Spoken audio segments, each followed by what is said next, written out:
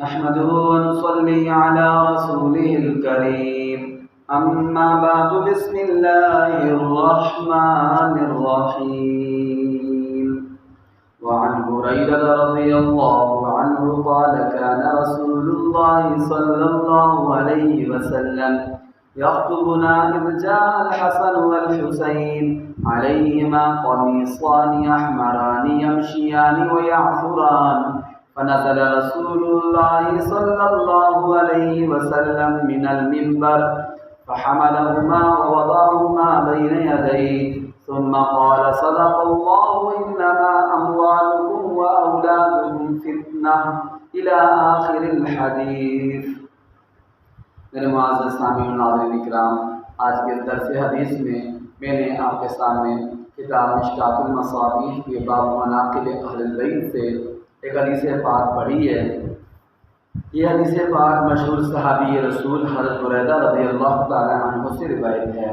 وہ فرماتے ہیں کہ اللہ کے پاک نبی حضرت محمد مصطفیٰ صلی اللہ علیہ وسلم ایک دفعہ ہمیں خطبہ دے رہے تھے، ممبر شریف پر بیٹھ کر ہمیں خطبہ دے رہے تھے، بات نصیحت کر رہے تھے۔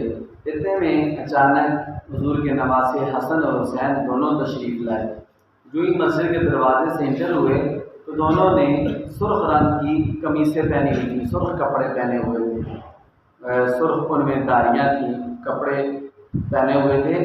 یمشیانی و یعثرانی، وہ دونوں اندر آ رہے تھے حضور کے پاس، اپنے نانا کے پاس آ رہے تھے۔ چلتے تھے پھر گر جاتے تھے، پھر چلتے تھے پھر گر جاتے تھے۔ چھوٹے بچے ہوتے ہیں، ٹھیک ہے، وہ چلتے ہیں، چھوٹا بچہ گر جاتا ہے، ایک کمزوری کی وجہ سے، کپڑے پاؤں کے نیچے آنے کی وجہ سے۔ تو حضور صلی اللہ علیہ وسلم ممبر سے اترے اور ان دونوں کو اٹھا کے اپنے سامنے لا کے اپنے پاس ان کو بٹھا دیا۔ پھر پیارے نبی صلی اللہ علیہ وسلم نے ارشاد فرمایا صدق اللہ انما اموالکم و اولادکم فتنہ، کہ اللہ تعالیٰ نے قرآن پاک میں یہ سچ فرمایا ہے تمہاری مال اور تمہاری اولاد آزمائش ہے۔ دیکھو میں آزمائش میں پڑ گیا تھا، بچے گر رہے تھے، مجھے صبر نہ ہوا۔ حضور نے فرمایا میں نے دیکھا ان دونوں بچوں کے چلتے ہیں گرتے ہیں، مجھے صبر نہ ہوا، یہاں تک کہ میں نے اپنی بات کو توڑ کر ممبر سے اتر کے جا کر ان دونوں کو اپنے پاس لا کے بٹھایا۔